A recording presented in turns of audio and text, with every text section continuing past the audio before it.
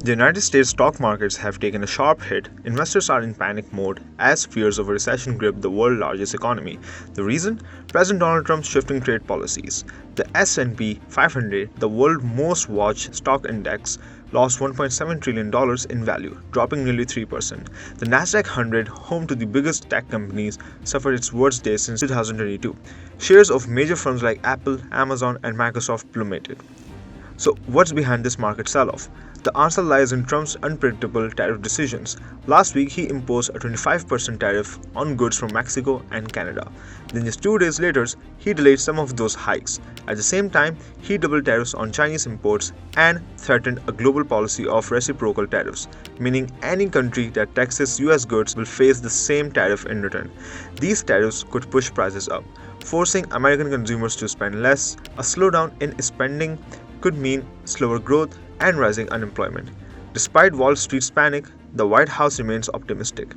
Officials point to major corporate investment pledges as proof that Trump's America First agenda is working. In a recent Fox News interview, Trump defended his trade policies, calling them part of a necessary economic transition. Trump acknowledged the risk of a downturn, but insisted that bringing wealth back to the US is worth it. When asked about inflation, he downplayed concerns, citing lower interest rates. The stock market turmoil isn't just a US problem, it's going global.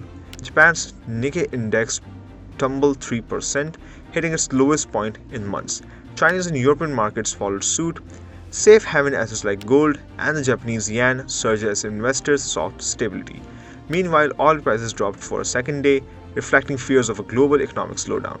Analysts say Trump is more determined than ever to follow through on his trade policies, despite market instability.